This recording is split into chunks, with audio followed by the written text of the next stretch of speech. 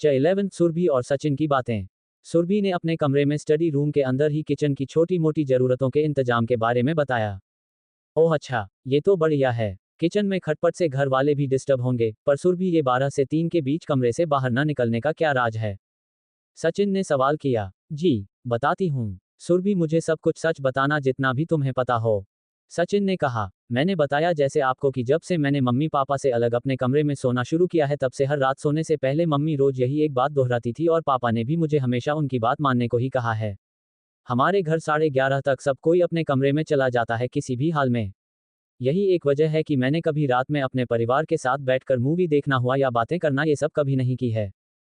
हर रोज मैं दरवाजा बंद करके ही सोती थी और कभी बाहर निकली भी नहीं। यहाँ तक कि मैंने कभी माँ से वो राज बताने की जिद की। मैंने यही सोचा कि हो सकता है मम्मी पापा न चाहते हो कि मेरी पढ़ाई पर कोई असर पड़े, इसलिए वो किसी सही वक्त का इंतजार कर रहे हैं। अभी जब मम्मी पापा रिश्तेदारी की शादी में गए हुए थे तो पहली ही रात में मम्मी के फोन आने और वही हिदायत देने के बाद दरवाजे खिड़की बंद कर खुद का कमरा भी अंदर से लॉक करके बातें करते ऐसे ही आड़े तिरछे सो गए थे। रात में मेरी नींद खुली तो मेरे हाथ में अकड़न आ गई थी ऐसे आड़े तिरछे सोने की वजह से, और दर्द के मारे में मेरा बुरा हाल था क्योंकि मेरा हाथ हिल भी नहीं रहा था। दर्द पर लगाने वाली ट्यूब बाहर सोफे के पास वाले मेज पर पड़ी हुई थी। मैंने समय देखा तो अभी 3 बजने में 2 घंटा था। कुछ देर तो मैंने इंतजार किया ये सोचकर कि इस वक्त बाहर नहीं जाऊंगी जैसा मम्मी कहती है, पर वो दर्द बढ़ता ही जा रहा था और मेरे बर्दाश्त से बाहर हो रहा था। इसलिए जब 3 बजने में कुछ देर ही बचे थे तो मैंने सोचा कि मैं धीरे से दरवाजा खोलकर सोफे के पास से क्रीम उठाकर तेजी से भागकर कमरे में आकर दरवाजा बंद कर लूंगी। मैंने सोचा था कि 1-2 मिनट में कुछ नहीं होगा, हालांकि मुझे पता तो नहीं था कि आखिर बाहर हो क्या सकता है। इसलिए मैंने धीरे से दरवाजा खोला और हल्के कदमों के हाथ सोफे की तरफ बढ़ गई। मैंने पास के में से दवाई उठाई और वापस आने ही लगी थी कि मुझे किचन से कुछ आवाज सुनाई दी। सुरभि ने सारी कहानी सचिन को बताई। मुझे यकीन नहीं हुआ सचिन वो आदमखोर भेड़िया था, वेयरवुल्फ जो हमने सिर्फ कहानियों में पढ़ा था कि वो दिन में तो इंसान होते हैं पर रात में भेड़िए बन जाते हैं। मैं उस दिन तो किसी तरह बच गई, पर फिर मैंने और नेहा ने इस राज की खोज करने की ठान ली। सुरभि ने उसके आगे की भी फोटो एल्बम से लेकर डायरी के राज तक की सारी कहानी सचिन को बता दी।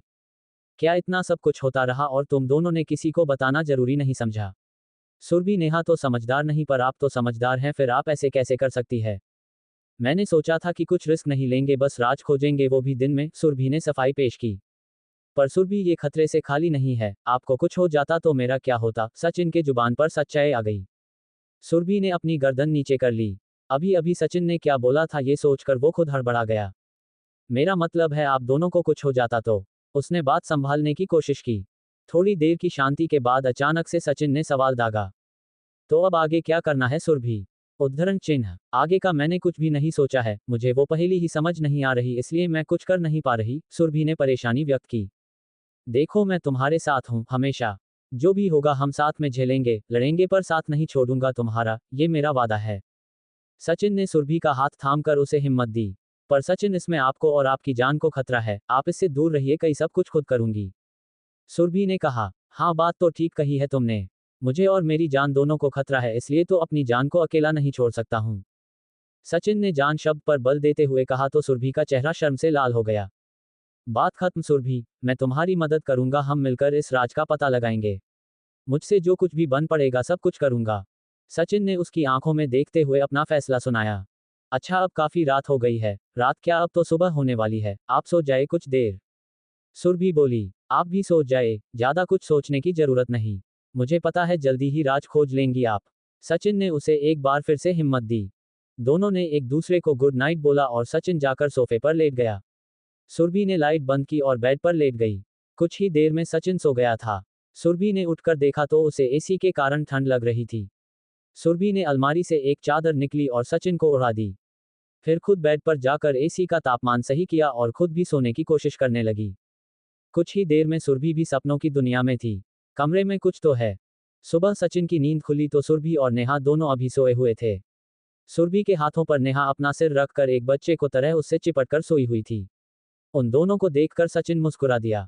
समय देखा तो अभी 6 बज रहे थे। क्योंकि सचिन को सुबह जल्दी उठने की आदत थी तो वो 5 बजे तक उठ जाता था, पर देर से सोने के कारण आज उसकी नींद थोड़ा देर से खुली। कारण ये भी था कि उसका फोन स्विच ऑफ हो गया था, इसलिए अलार्म भी नहीं बजा था। सचिन ने उन दोनों को देखा और उन्हें चादर ओढ़ाकर अपना मोबाइल और सुरभि का चार्जर लेकर कमरे से बाहर निकल गया।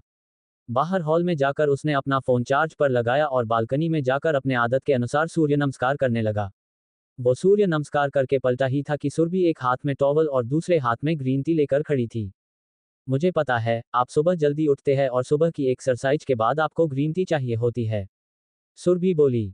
सचिन ने मुस्कुरा टॉवल लेकर अपना शरीर पूछा और ग्रीन टी लिया। दोनों वहीं बालकनी में ही रखे चेयर पर बैठ गए। पर मैं कमरे से निकला तो आप तो सो रही थी, सचिन ने ग्रीन टी की एक घूंट लेते हुए पूछा। जी हाँ, मैं सो ही रही थी पर जब आपने चार्जर उठाया तो मेरी नींद खुल गई। आपको बाहर जाते देखा तो मुझे याद आया कि नेहा ने बताया था आपको सुबह उठने की आदत है और सूर्य नमस्कार करके आपको ग्रीन टी पीनी होती है, इसलिए मैं उठ गई। ओह अच्छा, मैंने तो सोचा आप दोनों काफी देर से सोए हो तो जगाऊं न, इसलिए चुपचाप बाहर आ गया, सचिन ने सफाई दी। सुरभि मुस्कुरा दी। आप घर जाएंगे अभी, सुरभि ने थोड़ी देर बाद पूछा। नहीं, अभी तो नहीं जा रहा, सोच रहा था कि आप लोग नाश्ता करने चलेंगी तभी चलूंगा साथ में ही। ओह अच्छा फिर ठीक है, सुरभि चुप हो गई। हाँ, इसी बहाने आप थोड़ी देर और साथ रहेंगी, सचिन धीरे से फुसफुसाया। सुरभि ने सुन लिया था पर उसने ऐसे दिखाया कि मानो उसने कुछ सुना नहीं और दूसरी तरफ चेहरा कर मुस्कुरा दी। मौसम तो काफी अच्छा है आज, सचिन ने बात आगे बढ़ाने के लिए बोला।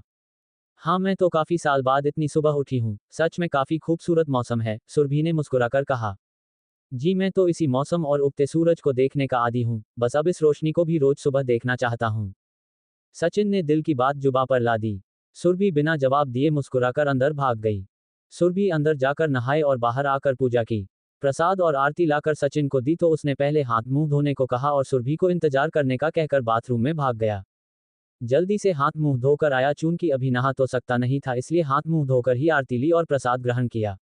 सुरभि ने उससे कॉफी के लिए पूछा तो उसने हाँ कर दी। कॉफी के लिए किचन में जाने के लिए सुरभि मुड़ी ही थी कि उसे कल रात का सारा वाकया याद आ गया। वो मूर्तिवत खड़ी रह गई। उसे ऐसे देख सचिन को भी समझ आ गया कि आखिर सुरभि को क्या हुआ है। वो दोनों कुछ देर के लिए सब कुछ भूल से गए थे कि आखिर कल रात को और इतने दिन से सुरभि के साथ क्या हो रहा है। सुरभि ने उसकी तरफ देखा तो उठकर उसके पास आकर खड़ा हो गया। सचिन, हम तो भूल ही गए थे कि कल रात क्या हुआ था, हमें मम्मी पापा का कमरा देखना पड़ेगा कि वो आया कहाँ से था, सुरभि ने कहा तो सचिन ने हाँ में सिर हिलाया। दोनों हिम्मत करके कमरे की तरफ गए, हालांकि उन्हें पता था कि दिन में कोई खतरा नहीं है, फिर भी दोनों एक दूसरे के खातिर डर रहे थे। सुरभि ने धीरे से कमरे का दरवाजा खोला तो अंदर सब कुछ शांत सा था। दोनों चुपचाप अंदर गए तो वहां ऐसा कुछ भी नहीं था जिससे ये पता चले कि वो जानवर अंदर कहां से आया था। कोई खिड़की भी खुली हुई नहीं थी, न ही बालकनी खुली थी। बालकनी पहले की तरह अंदर से लॉक थी।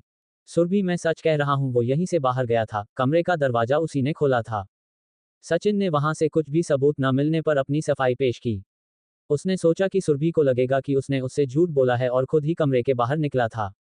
मुझे आपके ऊपर भरोसा है सचिन, कुछ तो राज है जो कि बहुत गहरा है, हमें जल्दी से जल्दी पता लगाना ही होगा। हाँ, कुछ तो है जो कि सही नहीं हो रहा है, सचिन बोला। शायद इसलिए मम्मी अपना कमरा लॉक करके गई थी, कुछ तो है जो हमें पता न चले, ऐसा वो चाहती थी। चलिए उनके आने के पहले मैं भी कमरा लॉक कर देती हूँ, उन्हें पता चला कि हमने कुछ इधर उधर की है तो दिक्कत हो जाएगी, सुरभि ने कहा और सचिन के साथ कमरे से बाहर निकलकर कमरा लॉक कर दिया और चाबी वापस जहां थी वही टांग दी। सचिन, आपसे कोई पूछे कि आप कहां सोए थे तो कहना गेस्ट रूम में, वरना सबको पता चल जाएगा कि आप मम्मी पापा के कमरे में थे, उद्धरण चिन्ह। सुरभि ने सचिन ने कहा तो उसने हाँ में सिर हिलाया।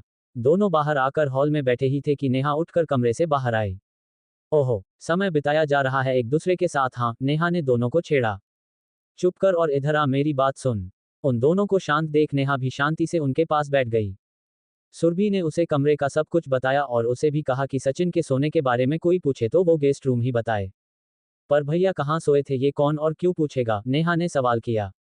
अरे उल्लू, मम्मी और आंटी की बात होगी तो अगर आंटी बताई कि सचिन भी हमारे साथ यहीं रुके थे तो मम्मी पूछेगी जरूर कि वो कहाँ सोए थे, क्योंकि तुझे पता है जब कोई गेस्ट आता है तभी मैं गेस्ट रूम साफ करती हूँ, सुरभि ने कहा तो दोनों को सुरभि के बात के पीछे की वजह समझ आ गई। सुन, मैं गेस्ट रूम जरा साफ कर रही हूँ, तू कॉफी बना दे फिर चलते हैं घर पे नाश्ते के लिए, सुरभि ने नेहा को कहा। दोनों उठी ही थी कि सचिन की बोला। सुरभि, सफाई नेहा कर देगी, कॉफी आप बना दो ना प्लीज। ओहो, कहकर नेहा ने उन्हें छेड़ा और गेस्ट रूम में भाग गई। सुरभि किचन की तरफ बढ़ गई। ये क्या हो गया? सुरभि कॉफी बनाकर लाए और नेहा को आवाज दिया तो नेहा हाथ में झाड़ू लिए बाहर आए और 5 मिनट रुकने को कहा। नेहा जब तक आती तब तक सुरभि ने डाइनिंग और सोफे भी सही कर दिए थे। घर की कामवाली आंटी को भी फोन कर दिया कि वो आके घर की साफ सफाई कर दे क्योंकि मम्मी आने वाली थी। नेहा जल्दी से झाड़ू मारकर हाथ मुंह धोकर आ गई थी। सुरभि कुछ स्नैक्स भी ले आई थी। सुरभि एक बात बता, तेरी कामवाली आंटी सारा घर साफ करती हैं, कभी कभी तो खाना भी बना देती है जब मेहमान आते हैं तो, पर उनको आंटी ने गेस्ट रूम और अपना कमरा साफ करने के लिए क्यों मना किया हुआ है? मैंने देखा है गेस्ट रूम या तो आंटी खुद या तो तू ही साफ करती है और आंटी का कमरा तो वो खुद ही साफ करती है, तुझे भी नहीं करने देती।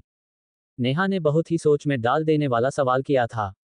मुझे भी नहीं पता यार, जब से मैं काम करने लायक हुई हूँ मम्मी ने हमेशा यही किया है, और तो और काम वाली आंटी तो यही जानती हैं कि जब कोई गेस्ट आता है तभी वो रूम खुलता है, वरना वैसे ही बंद रहता है, उसकी सफाई भी नहीं होती और उन्हें अपना रूम खुद साफ करना अच्छा लगता है, इसलिए अपना रूम किसी को साफ नहीं करने देती। ऐसा उन्होंने काम वाली आंटी को बताया हुआ है। पर असल में बात क्या है ये मुझे भी पता नहीं, इतना तो है कि मम्मी कुछ छुपाती है इसलिए ऐसा करती हैं। मैंने पूछा था एक बार तो उन्होंने वही उस राज के जैसे ही जवाब दिया था कि वक्त आने पर बताएंगी। कहकर सुरभि चुप हो गई। अरे मैं तो लॉक करना भूल ही गई गेस्ट रूम। आती हूँ, कहकर नेहा गेस्ट रूम बंद करने चली गई। सुरभि किसी ख्याल में खोई हुई थी। सचिन ने उसके चेहरे के सामने चुटकी बजाई तो वो होश में आई। क्या सोच रही हो? सचिन ने फिक्रमंद होकर पूछा। वही जो नेहा ने पूछा सचिन, मुझे लगता है कि इस चीज का भी कुछ ना कुछ कनेक्शन है उस राज से। मेरे अंदर से मन की आवाज आ रही है। सारे राज खुल जाएंगे, तुम बस हिम्मत रखो, सब ठीक कर लेंगे हम। ठीक है, परेशान होने की जरूरत नहीं है बिल्कुल भी, सचिन ने उसका हाथ थाम कर कहा। वही तो, हम साथ है तो क्या दुख है, सब कुछ ठीक हो जाएगा, हम मिलकर सब ठीक कर लेंगे। नेहा ने भी उनके हाथ पर हाथ रख कर कहा। सबने कॉफी खत्म की, फिर सुरभि ने घर लॉक किया और नेहा के घर के लिए निकल गए। नेहा की मम्मी ने नाश्ता तैयार करके रखा था। नेहा के पापा नाश्ता करके ऑफिस निकल गए थे। रास्ते में आते आते ही सचिन ने अपने बॉस आज के दिन के लिए छुट्टी मांग ली थी। वो किसी से कह नहीं रहा था, पर न जाने क्यों उसका मन कह रहा था कि आज सुरभि को उसकी जरूरत है। कितनी देर कर तुम लोगों ने? सचिन, तेरी देरी नहीं हो रही ऑफिस के लिए? नेहा की मम्मी ने उन लोगों को देखकर कहा। नहीं माँ, आज छुट्टी ली है मैंने, और वो सुरभि जरा घर की सफाई कर रही थी तो देर हो गई। ओह अच्छा, पर छुट्टी क्यों बेटा, तेरी तबीयत तो ठीक है? हाँ माँ, तबीयत तो ठीक है पर पता नहीं क्यों मन नहीं कर रहा था आज, इसलिए। अच्छा कोई बात नहीं, चलो आ जाओ सब नाश्ता करो। सब जाकर नाश्ते के लिए बैठ गए थे। नेहा की मम्मी ने सबको नाश्ता दिया, फिर खुद भी बैठ गई नाश्ता करने। बेटा मम्मी आ जाने वाली है ना, कब तक आएंगी? नाश्ते के बाद सब सोफे पर बैठे थे तो नेहा की माँ ने सुरभि से पूछा। हाँ आंटी, वो मम्मी बोली थी कि दोपहर तक आ जाएंगी। अच्छा फिर मैं उन दोनों लोग का भी खाना बना लेती हूँ, यही खा लेंगे सब लोग और थोड़ा फैमिली टाइम भी हो जाएगा। नेहा की मम्मी ने खुशी खुशी कहा। थोड़ी देर की बातचीत के बाद सब शांत हो गए। किसी की कोई बात ही नहीं बची थी, इसलिए तीनों अपने मोबाइल में और नेहा की मम्मी दोपहर के खाने की तैयारी में लग गई थी। सचिन, मैंने कल जो तुमसे पूछा था उसका मुझे जवाब नहीं दिया बेटा तुमने। नेहा की मम्मी ने फिर से सचिन की शादी की बात छेड़ी। माँ मैंने कहा था ना, अभी मैं खुद नहीं को कंफर्म हूँ, बता दूंगा कुछ दिन में, सचिन ने सफाई दी। देखो मैं माँ हूँ तुम लोग की, मेरी आंखों से कुछ छुपा नहीं है, इसलिए मैं साफ साफ पूछ रही हूँ। सचिन, सुरभि तुम दोनों मुझे बताओ। सचिन, क्या सुरभि ही वो लड़की है? देखो बेटा, मुझे पता है तो झूठ तो नहीं बोलना।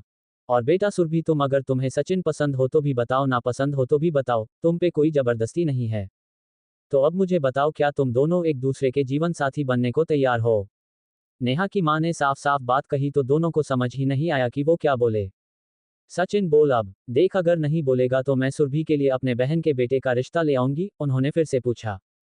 नहीं माँ, सुरभि से शादी मैं करूंगा। उनकी धमकी सुनते ही वो हड़बड़ा गया और सच बता दिया। उसकी बात सुनकर नेहा और उसकी मम्मी हंस दिए तो वहीं सुरभि शर्मा कर सिर नीचे करके मुस्कुरा दी। हाँ तो अब तुम बताओ सुरभि, तुम्हारा क्या जवाब है? सुरभि ने उनकी तरफ देखा तो उनको सुरभि के चेहरे के सवाल समझ आ गए। चिंता मत करो बेटा, हम तुरंत शादी नहीं करवाएंगे, तुम्हारी पढ़ाई पूरी होने के बाद ही शादी होगी, अभी तो बस मैं एंगेजमेंट करवाऊंगी सिर्फ। तो अब बताओ, क्या तुम्हें पसंद है मेरा बेटा? नेहा की मम्मी ने उसके चेहरे पर आए सवालों का जवाब देते हुए कहा। सुरभि से जवाब देते नहीं बना, वो बस शर्मा कर उनके गले लग गई। उन्होंने खुश होकर उसका सिर प्यार से सहलाया। तो अब बात पक्की, अब आने दो तुम्हारे मम्मी पापा को आज खाने पर, मैं आज ही सगाई का मुहूर्त निकलवा कर रहूंगी। सचिन और सुरभि ने एक दूसरे को देखा और नजरें झुका ली। ओह Surabhi, thank you so much यार। अब तू हमेशा मेरे साथ रहेगी। भाई का पता नहीं पर मैं आज बहुत ही ज्यादा खुश हूँ, बहुत बहुत बहुत ज्यादा। नेहा ने खुशी से उसके गले लगा लिया और वो पूरे घर में खुशी के मारे कूद रही थी, आखिर उसकी बेस्ट फ्रेंड उसकी भाभी बनने वाली थी। उसे ऐसे कूदते देख सब हंसने लगे थे। बेचारी सुरभि। सचिन और सुरभि दोनों के चेहरे खिले हुए थे। सुरभि सचिन के सवालों और नजरों से बचने के लिए नेहा की मम्मी के पास किचन में काम में मदद करवाने के बहाने भाग गई थी। नेहा अपने कमरे में नहाने गई हुई थी। माँ, एक कप कॉफी कमरे में दे दो, मैं नहाने जा रहा हूँ, सचिन ने अपनी माँ को आवाज लगाई। वो चाहता था कि सुरभि कॉफी लेकर कमरे में आए। वो सुरभि से बात करना चाह रहा था क्योंकि सुरभि के हाँ बोलने पर वो बेहद ही खुश था। अच्छा देती हूँ। सुरभि बेटा जरा कॉफी बना कर दे, मेरा हाथ साफ नहीं है। जी आंटी, मैं दे दूंगी, कहकर सुरभि कॉफी बनाने लगी। कॉफी बनाकर सुरभि कमरे में लेकर गई तो सचिन नहाकर बाहर आ चुका था। कपड़े पहनकर बालकनी के पास अपने बाल पोंछ रहा था। आपकी कॉफी, सुरभि ने आवाज लगाई और कॉफी टेबल पर रखकर जाने लगी थी। सुरभि रुकिए, उद्धरण चिन्ह। सुरभि रुक गई और पलट कर सचिन की तरफ देखा तो वो उसके बिल्कुल नजदीक आकर खड़ा था। वो बिल्कुल ध्यान से सुरभि को देख रहा था, इसलिए सुरभि ने अपनी नजरें नीची कर ली। क्या आप सच में खुश हैं इस रिश्ते से? कोई दिक्कत तो नहीं है? आपको समय चाहिए हो सोचने के लिए तो आप ले सकती हैं। सचिन ने उससे पूछा। जी मैं खुश हूँ। मैंने अपने मर्जी से हाँ की है इस रिश्ते के लिए। मैं बस अपनी पढ़ाई पूरी करना चाहती थी, इसलिए कभी आपसे दिल की बात नहीं की। सुरभि की नजरें अभी भी नीचे ही झुकी हुई थी। उसमें सचिन से नजरें मिलाने की हिम्मत नहीं थी। शर्म से उसके गाल लाल हो रहे थे। थैंक यू सुरभि, आपने मुझे बहुत बड़ी खुशी दी है आज। पर मैं आपसे आज कुछ और भी कहना चाहता हूँ और उम्मीद करता हूँ आप जवाब भी देंगी। वादा करिए, उद्धरण चिन्ह। ठीक है कहिए, मैं वादा करती हूँ मैं जवाब दूंगी। सुरभि, मैं आपको सारी खुशियां देने की अपनी जान से ज्यादा कोशिश करूंगा। आपकी आंखों में अब आंसू नहीं आएंगे कभी भी। हर कदम पे आपको मैं मिलूंगा आपके साथ खड़ा हुआ। आई लव यू, उद्धरण चिन्ह। सुरभि तो मानो दूसरी दुनिया में पहुंच गई थी। शर्म से उसके मुंह से आवाज ही नहीं निकल रही थी। वादा करके वो फंस गई थी। उसे नहीं पता था सचिन यूं अपने प्यार का इजहार कर देगा। I love you too Sachin. बड़ी मुश्किल से सुरभि के मुंह से ये लफ्ज निकले और वो बिना सचिन की बात सुन और बिना उसे देखे पीछे मुड़ी और भाग गई। सचिन के चेहरे पर मुस्कुराहट आ गई। वो अपने कमरे में ही लैपटॉप पर बैठ अपना ऑफिस का काम करने लगा। सचिन, सचिन, बेटा जल्दी से नीचे आ। सचिन, उद्धरण चिन्ह। लगभग 2 घंटे बाद सचिन को अपनी मम्मी की घबराई हुई सी आवाज सुनाई दी जो उसे नीचे बुला रही थी। मम्मी की आवाज में घबराहट महसूस कर सचिन ने कुछ गलत होने के डर दौड़कर नीचे भागा। नीचे जाकर देखा तो सुरभि मूर्ति के जैसे खड़ी थी और मम्मी बिलक बिलक कर रो रही थी। नेहा कभी मम्मी को संभाल रही थी और कभी सुरभि को मानो होश में लाने की कोशिश कर रही हो। नेहा उसे सोफे पर बैठने के लिए लाना चाह रही थी पर सुरभि अपनी जगह मानो जम सी गई थी। सुरभि को जैसे कोई होश ही नहीं। वो बस फटी आंखों से एक ही जगह देख रही थी। सचिन को अंदेशा हो गया था कि कुछ तो बहुत गलत हुआ है। वो भागकर अपनी मम्मी के पास पहुंचा। मम्मी, मम्मी शांत हो जाओ और मुझे बताओ पहले कि हुआ क्या है। मम्मी बोली भी क्या हुआ है? सुरभि ऐसे क्यों खड़ी है और आप ऐसे क्यों रो रहे हो? सचिन ने घबराकर अपनी मां से पूछा। पर उनके मुंह से तो आवाज ही नहीं फूट रही थी, वो बस सुरभि को देखकर रोए जा रही थी। नेहा, क्या हुआ है तू बता। सचिन ने सुरभि के पास जाती हुई नेहा को रोककर पूछा। भाई, वो सुरभि के मम्मी पापा। नेहा भी रोने की वजह से बोल नहीं पा रही थी। क्या नेहा मम्मी पापा, क्या क्या हुआ मम्मी पापा को? उद्धरण चिन्ह। सचिन का दिल मानो बाहर निकल जाएगा। वो अंकल आंटी वापस आ रहे थे और रास्ते में उनकी गाड़ी खाई में गिर गई। अंकल आंटी नहीं रहे भाई, नेहा ने किसी तरह अपनी बात पूरी की। उसकी बात सुनकर सचिन का मानो दिल ही बंद हो गया। उनसे हिम्मत करके सुरभि को देखा तो वो अभी भी वैसे ही खड़ी थी। सचिन ने भागकर उसे अपने गले लगा लिया। उसे मालूम था कि सुरभि को सदमा पहुंचा है और उसका रोना बहुत जरूरी है, अगर वो नहीं रोई तो उसके ऊपर बुरा असर हो सकता है। सुरभि, उसने धीरे से पुकारा पर सुरभि अभी भी जड़वत खड़ी थी। उसे ऐसे देख सचिन का दिल फटा जा रहा था। तभी सुरभि का फोन बजा जो वहीं गिरा पड़ा था। सचिन ने फोन उठाया तो उधर से आवाज आई। जी हम बॉडी लेकर आपके घर पहुंच चुके हैं, आप कृपया आकर शिनाख्त कर दे। मम्मी वो एम्बुलेंस आ गई है अंकल आंटी की बॉडी लेके, सचिन ने अपनी मम्मी से कहा। सचिन के मुंह से इतना सुनते ही मानो सुरभि को करंट लगा हो। वो तेजी से घर से बाहर भागी। उसको ऐसे बदहवास भाग कर जाता देख सब जल्दी से उसके पीछे भागे। सुरभि भागकर अपने घर पहुंची तो उसके मम्मी पापा की बॉडी एम्बुलेंस से बाहर निकलकर रखी गई थी। उसे देखते ही उन लोगों ने पहचान करने के लिए चेहरे से कपड़ा हटा दिया। मम्मी, पापा, सुरभि की दर्द भरी आवाज गूंज गई। वहां खड़े सबकी आंखें भर गई थी। इतनी सी उम्र में उस बेचारी बच्ची की पूरी दुनिया ही खत्म हो गई थी। वो तो उनके आने का इंतजार कर रही थी और कहाँ आई तो बस उनकी लाश। आस पड़ोस के सब लोग इकट्ठा थे और बस भरी आंख से देखे जा रहे थे। उसकी दर्द से भरी रोती हुई आवाज किसी से बर्दाश्त नहीं हो रही थी, सबके कलेजे को मुंह आ गया था। मौत। सुरभि जमीन पर रखे अपने माँ पापा की लाश में पास बैठी जार जार रोए जा रही थी। नेहा की मम्मी अपनी प्यारी सहेली के जाने का गम बर्दाश्त ही नहीं कर पा रही थी। रह रहकर वो मेरी सखी कहकर चिल्ला उठती। नेहा जो अब तक सबको संभालने में लगी थी वहां पहुंचकर उसकी भी हिम्मत जवाब दे चुकी थी।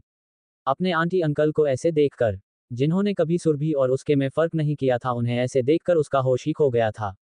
अब उसे इल्म ही नहीं था किसी को संभालने का, वो तो खुद बदहवास हो रोए जा रही थी। नेहा के पापा भी खबर सुनकर जल्दी में पहुंचे थे। सामने का नजारा देख उनका भी दिल कई टुकड़ों में टूट जा रहा था। मम्मी मम्मी मम्मी उठ जाओ ना। पापा आप बोलो ना मम्मी को उठ जाए। ऐसे कौन मजाक करता है। आप दोनों भी क्या बच्चे बन गए हो, उठो ना। उठो और जल्दी दिखाओ मेरे लिए क्या लेकर आए हो। और हाँ, मैं पहले बता दे रही हूँ, अगर लड्डू आया होगा तो मैं उसे इस गधी नेहा के साथ नहीं बांटूंगी। ये अपनी बर्फी खाएगी, मैं अपना लड्डू। चलो अब जल्दी उठो, आंटी ने मस्त लंच बनाया है आप दोनों के लिए।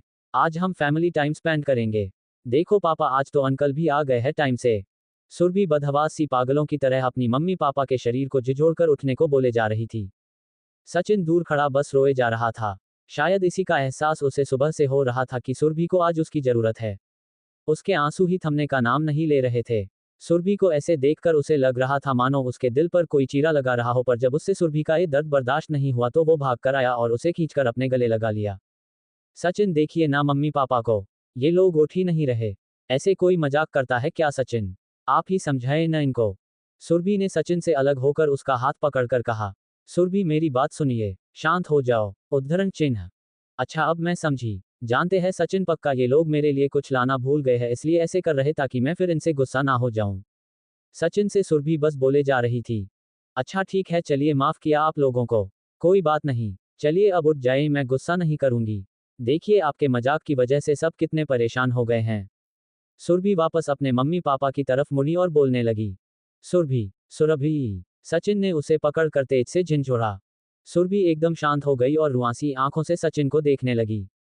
शांत हो जाओ सुरभि, अंकल आंटी अब नहीं आएंगे। संभालो खुद को। उद्धरण चिन्ह डॉट। सचिन ने उसे देखकर रोते हुए कहा और वापस उसको अपने सीने से चिपका लिया। सुरभि ने उसे कसकर पकड़ लिया और फाफक पड़ी। सचिन ये क्या हो गया? मम्मी पापा मुझे छोड़कर क्यों चले गए? उन्हें कहो ना वापस आ जाएं। मैं उनके बिना नहीं रह पाऊंगी। उद्धरण चिन्ह डॉट। सुरभि बस रोए जा रही थी। नेहा के पापा कुछ देर बाद नेहा की मम्मी के पास आए। उनके कंधे पर हाथ रखा तो उन्होंने पलट कर देखा। अपने पति को देखकर वो खड़ी होकर उनके गले लगकर रोने लगी। ममता शांत हो जाओ, संभालो खुद को। देखो उस बच्ची को, उसका सब कुछ लुट गया। उसको संभालने वाली अब बस तुम ही हो और तुम खुद ऐसे करोगी तो उसको कौन संभालेगा? नेहा के पापा ने उसकी मम्मी को समझाया। ममता जी ने सुरभि की तरफ देखा। बदहवास सी बिखरे बाल, सचिन को पकड़कर जार जार रोए जा रही थी। हमेशा हंसती मुस्कुराती फूल सी बच्ची को ऐसे देखकर मानो उनका कलेजा ही फट गया। उन्होंने ने जाकर सुरभि के सर पर हाथ रखा तो सुरभि ने पलटकर उन्हें देखा। उन्हें देखते ही वो उनसे चिपट गई। आंटी, मेरे मम्मी पापा क्यों चले गए मुझे अकेले अनाथ छोड़कर? उद्धरण चिन्ह। शांत हो जाओ बेटा, संभालो खुद को, मैं हूं ना तुम्हारे साथ। शांत हो जाओ। अचानक सुरभि रोते रोते बेहोश हो गई। सब भागकर आए उसे संभाला। सचिन के पापा ने सचिन से उसे घर के अंदर ले जाने को कहा और साथ में नेहा को भी भेजा। सचिन ने सुरभि को गोद में उठाया और घर के अंदर ले जाकर बेड पर लिटाया। नेहा पानी लेकर आई। सुरभि के मुंह पर पानी छिड़का पर उसे होश नहीं आ रहा था। सचिन ने डॉक्टर को कॉल कर दिया था। नेहा उसके पैर रगड़ रही थी। सचिन उसके हाथ थामे उसे पुकारे जा रहा था। मोहल्ले वालों के साथ मिलकर सचिन के पापा ने सुरभि के मम्मी पापा के अंतिम संस्कार करने की व्यवस्था की। डॉक्टर भी आ गए थे, उन्होंने सुरभि को चेक किया और एक इंजेक्शन देकर चले गए। उन्होंने ने कहा कि आधे घंटे में होश आ जाएगा। बाहर सब लोग रुके हुए थे ताकि सुरभि को होश आ जाए और अपने माँ पापा के अंतिम दर्शन कर ले, तब सब उनके अंतिम संस्कार के लिए लाश को लेकर घाट पर जाए। आधे घंटे बाद सुरभि को होश आया। आंख खोलते ही वो मम्मी पापा चिल्लाते हुए बाहर की तरफ भागी। बाहर अंतिम संस्कार की तैयारी हो चुकी थी। ममता जी यानी नेहा की मम्मी ने उसे पकड़े रखा था और उसे उसके मम्मी पापा के ऊपर फूल चढ़वाया और प्रणाम करने को कहा। इसके बाद सब लाश को कंधे पर उठने लगे। नहीं, कहाँ ले जा रहे मेरे मम्मी पापा को? नहीं रुक जाए, मत ले जाए उन्हें। उद्धरण चिन्ह डॉट। सुरभि ममता जी का हाथ छुड़ाकर उनकी पीछे भागी। सचिन ने भागकर उसे पकड़ा। सचिन रोकिए न उन्हें, देखिए वो मम्मी पापा को लेकर जा रहे हैं। उद्धरण चिन्ह डॉट। सुरभि हाथ जोड़कर सचिन से मिन्नतें कर रही थी। सुरभि शांत हो जाओ, होश में आओ, अंकल आंटी का अंतिम संस्कार करना पड़ेगा ना सुरभि, वो अब वापस नहीं आएंगे। उद्धरण चिन्ह डॉट। सचिन ने उसका चेहरा अपने दोनों हथेलियों में भरकर उसकी आंखों में देखकर उसे समझाया। सचिन मुझे भी ले चलिए न वहां, प्लीज, मुझे भी जाना है। उद्धरण चिन्ह डॉट। सुरभि की इस बात पर सचिन सोच में पड़ गया था। ले जाओ बेटा, जीजा की एक ही तो औलाद थी। बेटा ना सही बेटी ही सही। ले जाओ। उद्धरण चिन्ह डॉट। नेहा की मम्मी ने सचिन से कहा। सचिन सुरभि को लेकर लोगों के साथ घाट की तरफ बढ़ गया। अग्नि कौन देगा? सचिन ने एक तरफ से उसके पापा की अर्थी को कंधा दिया हुआ था और दूसरी तरफ एक हाथ से सुरभि का हाथ पकड़े हुए था। लोगों ने भी सुरभि के चलने पर कोई आपत्ति नहीं जताई। सबको मालूम था सुरभि उनकी इकलौती संतान थी। उसका हक था, इसलिए किसी ने कुछ नहीं कहा। घाट पर पहुंचकर अग्नि देने के लिए चिता सजाई गई। अग्नि देगा कौन, ये सवाल सबकी जुबान पर था। नेहा के पापा ने पंडित जी को सब कुछ विस्तार से समझाया और उनसे पूछा कि आखिर कौन अग्नि दे सकता है। देखिए, उनके कोई बेटा नहीं है, नाते रिश्तेदार भी यहाँ मौजूद नहीं है, इसलिए आप ही उनके सबसे करीबी हैं, तो आप अग्नि दे सकते हैं। उद्धरण चिन्ह डॉट। पंडित जी ने नेहा के पापा को अग्नि देने के लिए कहा। रुकिए, माँ पापा को अग्नि मैं दूंगी। लड़की हूं तो क्या हुआ, मैं उनकी इकलौती संतान हूं, उनका खून का रिश्ता अभी जिंदा है, इसलिए अग्नि मैं दूंगी। सुरभि ने सबको चुप कराते हुए कहा। पर बेटा, लड़कियां चिता को मुखाग्नि नहीं देती हैं, लड़के देते हैं। पंडित जी ने सुरभि को समझना चाहा। मेरे पापा मम्मी को लड़का नहीं हुआ था पंडित जी, और मैं लड़की हूं तो क्या मेरा ये गुनाह है कि मैं लड़की हूं? मेरे पापा मम्मी है वो, उन्होंने मुझे पैदा किया था, इसलिए अग्नि देने की हकदार सिर्फ और सिर्फ मैं हूं। सुरभि ने पंडित जी कहा। अंकल प्लीज समझाए न इन सबको। प्लीज अंकल, मुझे आपके अग्नि देने पर कोई शिकायत नहीं है, पर मैं अग्नि देना चाहती हूं अपने माँ बाप को। सुरभि ने नेहा के पापा के सामने हाथ जोड़कर कहा। पंडित जी, सुरभि ठीक कह रही है, भगवान ने ही तो उसे भाभी और भाई साहब के संतान रूप में भेजा था, तो हम कौन होते हैं लड़का लड़की में फर्क करने वाले? उद्धरण चिन्ह। नेहा के पापा ने पंडित को समझाया। चलिए ठीक है, पर बेटा सुरभि अग्नि देने के बाद जो भी परहेज किए जाते हैं वो तुम ना करके उसका बीड़ा अपने अंकल को दे देना। पंडित जी ने कहा। जी पंडित जी। सुरभि ने हामी भरी। सुरभि ने सारी विधि की और चिता को मुखाग्नि दी। उसके आंसू लगातार बह रहे थे। अग्नि देकर वो वही चिता के पास ही खड़ी होकर जलती हुई चिता को देखने लगी। अब उसके मम्मी पापा कभी लौट कर नहीं आएंगे और उसे बिना उनके ही जिंदगी बितानी है। ये बात उसके दिल को चीर रही थी। लोग वापस घर जाने लगे थे। सचिन ने उसे भी घर चलने को कहा तो उसने मना कर दिया और वही एक पत्थर पर बैठ गई। सचिन के पापा ने सचिन को उसके साथ रुकने को कहा और खुद लोगों के साथ वापस लौट गए। औरतें वहीं घर के बाहर बरामदे में गुमसुम बैठी थी। सबके जुबान पर बस एक ही बात थी कि जिंदगी का कोई भरोसा नहीं, कब क्या रंग दिखाएगी, बेचारी बच्ची इतनी सी उम्र में बिना माँ बाप के हो गई। रात होते होते सब अपने अपने घर को लौट गए। सचिन और सुरभि अभी तक नहीं आए थे। नेहा की मम्मी ममता जी ने उनकी कामवाली बाई अपने घर ही रुकने को कहा था, क्योंकि घर खाली पड़ा था। सब लोग वहीं सुरभि के घर बैठे सचिन और सुरभि के आने का इंतजार कर रहे थे। चिता जब जलकर राख हो गई, तब सचिन ने सुरभि को वापस चलने को कहा। सुरभि बिना कुछ बोले उठकर चलने को तैयार हो गई। सचिन ने उसका हाथ थामा और उसे साथ लेकर चलने लगा। थोड़ी देर में दोनों घर पहुंचे। नेहा ने दोनों को पानी दिया। चलो अब घर चलो सब। सुरभि चलो बेटा, ममता जी ने कहा। नहीं आंटी, मैं यहीं रहूंगी। मम्मी कभी घर खाली नहीं छोड़ती थी, मैं कैसे आज उनका घर सूना छोड़ दी आंटी? उद्धरण चिन्ह। सुरभि ने रोते हुए कहा। सचिन, नेहा तुम दोनों यहीं रहो, मैं और तुम्हारे पापा जाते हैं घर। ममता जी ने कहा। वो सुरभि को अकेले नहीं छोड़ना चाहती थी। जी मम्मी, आप अपना ध्यान रखना, सचिन ने उनसे कहा। ममता जी ने रोते हुए उस घर को देखा। बगल में 2 कुर्सी रखी थी जिस पर दोनों सहेलियां चाय लेकर बैठकर गप्पे मारती थी। उन्होंने उसे छूकर मानो अपनी सहेली को महसूस करना चाहा। सुरभि के सामने वो रोना नहीं चाहती थी, पर खुद को रोक नहीं पाए और बिलख उठी। एक बार फिर सबकी आंखें भर आई थीं। सुरभि भागकर उनके गले लग गई और दोनों बेतहाशा रोने लगी थीं। सचिन ने सुरभि को अलग किया और उसे अंदर लेकर चला गया। नेहा के पापा ने ममता जी को सहारा दिया और घर चलने को कहा। ममता जी ने नेहा को साथ में चलकर तीनों के लिए खाना यहीं लेकर आने के लिए कहा। सुरभि अभी अपना घर छोड़कर कहीं जाने को राजी नहीं थी, इसलिए वो सुरभि से जबरदस्ती कुछ भी नहीं करवाना चाहती थी। सचिन सुरभि को लेकर अंदर गया। उसे बेड पर बिठाया और पानी पिलाया। मत रो सुरभि, संभालो खुद को, आप तो अंकल की बहादुर बेटी हो ना। वो लोग आपको ऐसे देखेंगे तो उनको अच्छा नहीं लगेगा ना बच्चा। सचिन उसका हाथ थामे उसे समझा रहा था। तो फिर मुझे ऐसे छोड़कर क्यों चले गए वो लोग सचिन? उन्हें तो पता था ना कि मैं उनसे कितना प्यार करती हूँ और उनके बिना नहीं रह पाती हूँ। सिर्फ कुछ दिन का बोल के गए थे और अब तो कभी नहीं आएंगे ना। सुरभि लगातार रोए जा रही थी। शुश, चुप हो जाओ, वो लोग हमेशा तुम्हारे पास हैं। उद्धरण चिन्ह डॉट। सचिन ने उसे अपने सीने से लगा लिया और उसका सिर थपथपाने लगा। थोड़ी देर में ही सुरभि रोते रोते सचिन के सीने लगे हुए ही सो गई। उसके सोने के बाद भी सचिन उसे वैसे ही लेकर बैठा रहा। वो नहीं चाहता था कि सुरभि की नींद में कोई खलल पड़े। कमजोरी नहीं ताकत। थोड़ी देर में नेहा खाना लेकर आ गई। खाने का डिब्बा उसने टेबल पर रखा और सचिन के पास आकर बैठ गई। सचिन ने उसे इशारे से शांत रहने को कहा ताकि सुरभि की नींद में खलल ना पड़े। नेहा के आंसू भी सुरभि के आंसुओं की तरह एकदम सूखकर उसके गालों पर निशान बना रहे थे। वो शांत सी बैठी बस एकटक सुरभि को देखे जा रही थी। अपनी सहेली का दर्द उसे खुद में एहसास हो रहा था। वो ही तो थी जो सुरभि के सबसे करीब थी। उसे पता था कि सुरभि के माँ पापा उसके लिए कितना मायने रखते थे। करीब 9 बजे सुरभि की आंख खुली तो उसके देखा नेहा और सचिन बैठे बैठे ही सो गए थे।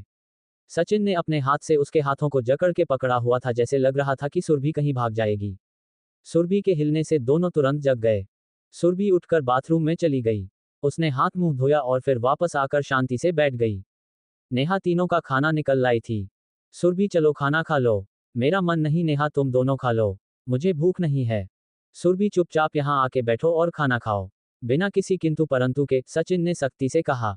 पर सचिन, उद्धरण चिन्ह, कहा न चुपचाप आके बैठो, सचिन ने दोबारा कहा। सुरभि चुपचाप आके खाने बैठ गई और छोटा सा निवाला तोड़कर मुंह में डाल लिया। उसे इस तरह खाते देख सचिन ने अपनी थाली किनारे रख दी और उसकी थाली अपने हाथ में उठा ली। वो खुद निवाला तोड़कर उसे खिलाने लगा। सुरभि बिना कुछ बोले चुपचाप खाए जा रही थी। खाना खाने को कहा था, दाना चुगने को नहीं, इसलिए अब चुपचाप जैसे खिला रहा हूं खाओ, उसने हुक्म सुनाया था।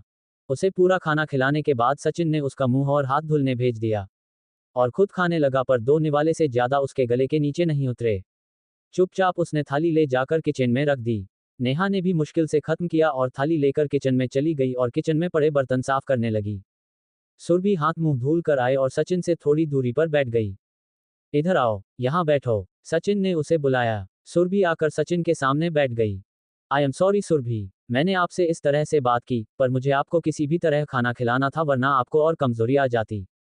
देखो सुरभि, माना अंकल आंटी अब वापस नहीं आएंगे, पर मैं हमेशा खड़ा हूं तुम्हारे साथ। और तुम क्या नहीं जानती, अंकल आंटी ने तुम्हारे लिए क्या क्या सपने देखे थे। वो चाहते थे कि तुम एक बड़ी और काबिल डॉक्टर बनो, गरीबों की मसीहा बनो, भगवान का दूसरा रूप बनो, उनका नाम रोशन करो, उसका सर फक्र से ऊपर हो।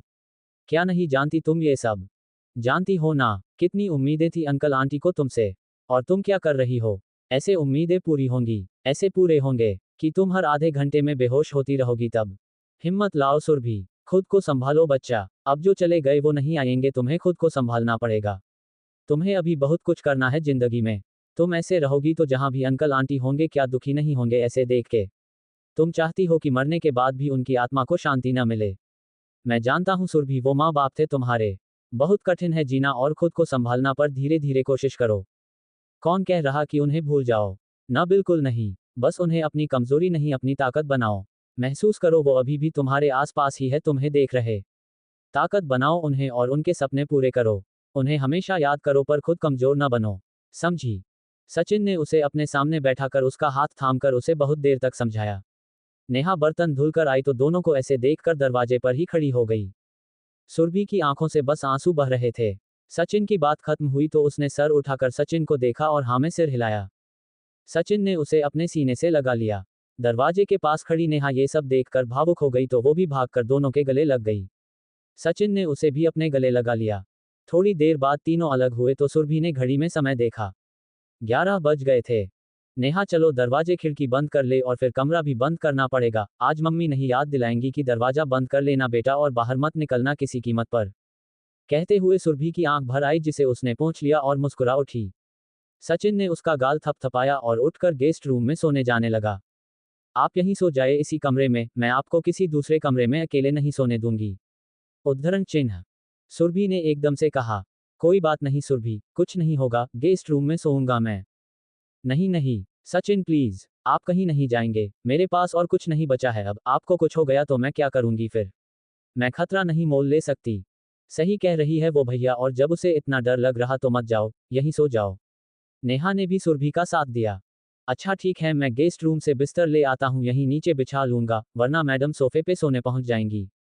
सचिन मुस्कुराया और बिस्तर लाने चला गया। बाकी दोनों ने मिलकर सारे खिड़की दरवाजे बंद किए। सुरभि ने माँ का कमरा एक बार फिर से अच्छे से बंद करके चेक किया। जब तक दोनों कमरे में आई सचिन बिस्तर लगा चुका था। अनाथ।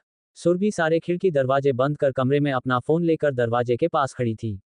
वो बस समय देखे जा रही थी। काफी देर तक नेहा और सचिन इंतजार कर रहे थे कि वो कमरे का दरवाजा बंद करके अंदर आए। आखिर जब बहुत देर हो गई, सुरभि कमरे के दरवाजे के पास ही खड़ी थी और दोनों बस उसे कभी फोन और कभी सामने दरवाजे को देखते देखे जा रहे थे। तब नेहा ने उसे आवाज दी। सुरभि, क्या हुआ? दरवाजा क्यों बंद नहीं कर रही और फोन में क्या देखे जा रही हो? उद्धरण चिन्ह। सुरभि कुछ नहीं बोली। सचिन और नेहा उठकर उसके पास जाकर खड़े हुए। सुरभि, क्या हुआ, हमें बताओ। सचिन ने उसे अपनी तरफ मोड़ते हुए कहा। कुछ नहीं सचिन, रोज मम्मी बताती थी ना कि दरवाजा बंद कर लेना। आज भी उन्हीं का इंतजार कर रही हूँ, काश फोन आ जाए या मम्मी ही आ जाए कि बेटा अपना दरवाजा बंद कर ले। कहते हुए सुरभि रो पड़ी। सचिन ने उसे संभाला और नेहा को दरवाजा बंद करने को कहकर सुरभि को लेकर कमरे के अंदर चला गया। उसने सुरभि को बेड पर बैठाया और उसे पानी दिया। सुरभि ने पानी पीकर उसकी तरफ देखा तो उसके आंसू अभी भी बह रहे थे। सचिन ने उसके आंसू पोंछे। मत रो, अब ऐसे ही रहना है। मम्मी की बातें बस याद रखनी है और मम्मी को महसूस करना है। रो मत सुरभि, मुझे ये आंसू तकलीफ देते हैं। मेरा मन करता है पूरी दुनिया जला दूं और तुम्हारी खुशियां वापस ले आऊं। तुम्हारी तकलीफ नहीं देखी जाती। अब मत रो, तबीयत खराब हो जाएगी। सचिन उसके आंसू पोंछे जा रहा था और उसे समझाए जा रहा था। रोती क्यों है? अभी तेरी नेहा जिंदा है और मेरे होते हुए तो कभी अकेली नहीं है। कहते हुए नेहा उससे लिपट गई। उसके भी आंखों में आंसू भरे थे। जानती हूं नेहा, तुम लोग ही हो अब मेरे पास, और क्या बचा है। तू सो जा, तेरी भी तबीयत नहीं ठीक है, सुरभि ने कहा। इसे क्या हुआ है? सचिन ने हैरानी से पूछा। नेहा ने अपना सिर झुका लिया। आप लोगों ने मेरे आगे ध्यान नहीं दिया। नेहा का सर दर्द से फट रहा है पर वो मेरी चिंता में लगी हुई है। सुरभि ने कहा तो नेहा उसके गले लग गई। सुरभि ने उसका सिर अपनी गोद में ही रख किया और उसका सिर मालिश करने लगी। पर आपको कैसे पता जब इसने नहीं बताया किसी को? सचिन को एक बार फिर हैरानी हुई। यही तो रिश्ता होता है दिल का सचिन। हम इतने सालों से साथ है कि हमें एक दूसरे से बेहतर कोई जानता ही नहीं।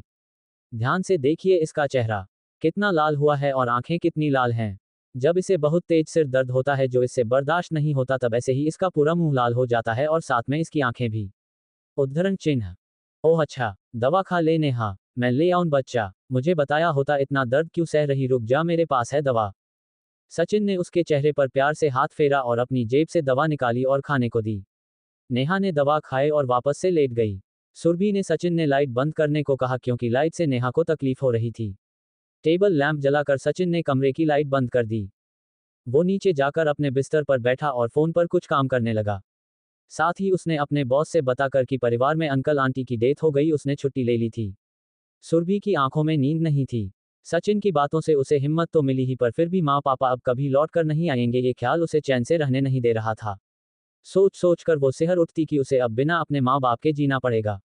उसे भरोसा नहीं हो रहा था कि उसकी दुनिया सूनी हो गई है। माँ बाप का साया उसके सिर से उठ गया है और वो अनाथ हो गई है। उसके आंखों के सामने अपने मम्मी पापा के साथ बिताए सारे पल एक फिल्म की तरह चल रहे थे। उसके आंखों से आंसू बहे जा रहे थे। वो अकेले में रोना चाहती थी, वो नहीं चाहती थी कि सचिन और नेहा को डिस्टर्ब हो। दवा के असर से और दर्द से राहत मिलने पर नेहा गहरी नींद में सो गई थी। सचिन अभी भी अपना कोई काम कर रहा था। सुरभि, ये लो, उद्धरण चिन्ह डॉट। सुरभि ने देखा तो सचिन कॉफी के 2 कप लिए खड़ा था। सचिन अपना काम खत्म कर चुपचाप उठकर स्टडी रूम के किचन में जाकर कॉफी बना लाया था। सुरभि ने उठकर कॉफी ली और सचिन के साथ उठकर खिड़की के पास आ गई ताकि उनकी बातों से नेहा की नींद का टूटे। मुझे पता है आपको नींद नहीं आ रही, आएगी भी कैसे। मुझे पता है आसान नहीं ये सब संभालना, मैं समझ सकता हूँ। सचिन ने उसे से प्यार से कहा। क्या करूं सचिन, ऐसा लगता है कि मम्मी अभी आएंगी और कहेंगी चल खाना खा ले, पापा आ गए, और मैं बाहर जाऊंगी तो पापा चॉकलेट लेकर खड़े होंगे। मेरा दिल मानने को तैयार ही नहीं कि मेरे मम्मी पापा नहीं आएंगे अब। सुरभि ने अपने आंसू पोंछते हुए कहा। वो देखो नए तारे, शायद ये अंकल आंटी हैं। देखो कैसे मुस्कुरा रहे तुम्हें देखकर, सचिन ने उसका मूड ठीक करने के लिए कहा। सुरभि ने आसमान की तरफ देखा और मुस्कुरा दी। न जाने उसे क्या सूझा कि वो सचिन के थोड़ा करीब जाकर सचिन के सीने पर सिर रखकर बैठ गई। काश कि ये पल ही ऐसे थम जाए, सचिन ने लंबी सांस ली। मम्मी पापा की तस्वीर। सुरभि सचिन के सीने पर सर रखकर न जाने किस सोच में डूबी थी। कॉफी खत्म होने के बाद सचिन ने धीरे से कप बगल की टेबल पर रखा तो उसके हिलने से सुरभि अपने ख्यालों से बाहर आई। वो न जाने कितनी देर से सचिन के सीने पर सिर रखकर बैठी थी, ये सोचकर उसका चेहरा लाल हो गया। माफ कीजिएगा, वो पता नहीं कैसे। सुरभि हड़बड़ा गई थी। कोई बात नहीं, सुख दुख में अपने ही काम आते हैं, और फिर मुझ पर तो सिर्फ आपका ही हक है। सचिन ने उसकी आंखों में देखते हुए कहा तो सुरभि ने आंखें नीची कर लीं। चलो अब सो जाओ, तुम्हारी भी तबीयत ठीक नहीं है, ज्यादा देर मत जागो, सचिन ने सुरभि को कहा। हाँ, आप भी सो जाए पर बाहर मत निकालिएगा चाहे जो हो जाए। सुरभि ने सचिन को एक बार फिर आगाह किया और उठकर बिस्तर पर चली गई। एसी की ठंड में नेहा सिकुड़ कर सो रही थी तो सुरभि ने उसे कंबल ओढ़ाया और खुद भी उसके बगल में सो गई। सचिन भी अपने बिस्तर पर आके सो गया था। सुबह सचिन के अलार्म से उसकी नींद खुली। ऑफिस से छुट्टी तो उसने ले ली थी पर सुबह उठने और एक्सरसाइज करने की आदत के कारण अलार्म लगाया हुआ था। सचिन ने जल्दी से अलार्म बंद किया ताकि नेहा और सुरभि की नींद न खराब हो। वो चुपचाप उठा और कमरा खोलकर बाहर निकलकर हॉल से होकर बालकनी की तरफ बढ़ गया। बालकनी में जाकर उसने अपने योगासन किए, सूर्य नमस्कार किया, फिर कुछ देर ध्यान लगाकर बैठ गया। करीब आधे घंटे बाद बालकनी का गेट खुलने की आवाज से उसका ध्यान टूटा तो सुरभि आज फिर उसकी ग्रीन टी और टॉवल लेकर खड़ी थी। अरे, आज फिर आप कैसे उठ गईं? सचिन ने उसे देखकर हैरानी से पूछा। दरअसल, आप यहीं रुके थे तो मुझे पता था सुबह एक्सरसाइज करेंगे इसलिए मैंने अलार्म लगा लिया था अपने मोबाइल पे तो उसी वजह से उठ गई। सुरभि ने नजरें झुकाकर कहा। थैंक यू सुरभि, मैं 2 मिनट में हाथ मुंह धोकर आया। उद्धरण चिन्ह कहकर सचिन बाथरूम की तरफ चला गया। हाथ मुंह धोकर उसने आकर सुरभि के हाथ से टॉवल लेकर अपना मुंह हाथ पोंछा और फिर ग्रीन टी लेकर वहीं चेयर पर बैठ गया। सुरभि भी उसके बगल दूसरी कुर्सी पर बैठकर आसमान की तरफ देख रही थी। सूरज के निकलने के कारण अभी पूरे आसमान पर लाली छाई हुई थी। आपकी तबीयत कैसी है? कैसा महसूस हो रहा है? कमजोरी लग रही है? सचिन ने ग्रीन टी की एक घूंट पीकर एक साथ इतने सारे सवाल दाग दिए। जी, अभी बेहतर है, कमजोरी नहीं लग रही, सुरभि ने धीरे से जवाब दिया। मैं भी उठ गई। दोनों ने कुछ और बातें होती उससे पहले ही नेहा अगड़ाई लेते हुए बालकनी में आकर बोली। तू इतनी जल्दी कैसे उठ गई? और तेरी तबीयत कैसी है? उद्धरण चिन्ह डॉट सुरभि ने उससे पूछा। अरे वो दवा के असर से जल्दी सो गई थी ना तो नींद खुल गई और तुझसे चिपकना था तो उठकर देखा तो तू थी ही नहीं इसलिए मैं भी मन मारकर उठ गई। नेहा ने उबासी लेते हुए बताया। अच्छा उठ गई तो जा मुंह धो ले फिर आ, सुरभि ने कहा तो नेहा मुंह धुलने चली गई। सुरभि, भैया, अचानक से नेहा चिल्लाई। उसकी आवाज सुनकर सचिन और सुरभि हड़बड़ाकर अंदर की तरफ भागे। नेहा हॉल में सोफे के पास कर खड़ी होकर चिल्ला रही थी। क्या हुआ नेहा, चिल्ला क्यों रही ऐसे तू? सचिन ने नेहा को सही सलामत खड़े चिल्लाते हुए देखकर अपनी सांस नियंत्रित करते हुए पूछा। उसे लगा था नेहा कहीं गिर गई है इसलिए ऐसे चिल्लाई पर वो तो सही सलामत खड़ी थी। हाँ बता क्या हुआ, हम घबरा गए तू इतनी तेज चिल्लाई, सुरभि ने भी जल्दी जल्दी सांस लेते हुए पूछा। नेहा ने उनकी बात सुनकर बिना कुछ बोले सोफे के सामने से हटकर अपनी उंगली से सोफे के सामने रखे मेज की तरफ इशारा किया। सचिन और सुरभि ने मेज की तरफ देखा तो उनके भी होश उड़ गए। ये तूने रखी थी क्या यहाँ पे? नेहा ने हकलाते हुए सुरभि से पूछा। नहीं, मैं तो कमरे से बाहर ही नहीं निकली कल शाम से। घाट के किनारे से आने के बाद सुरभि ने मेज को देखते हुए रुक रुक कर कहा। हाँ, सुरभि की तबीयत कहाँ कल से ठीक है, वो तो कमरे में ही थी, खाना भी वहीं खाया है उसने, और उसकी थाली भी मैंने ही किचन में रखी थी। सचिन ने भी सुरभि की बात में हामी भरी।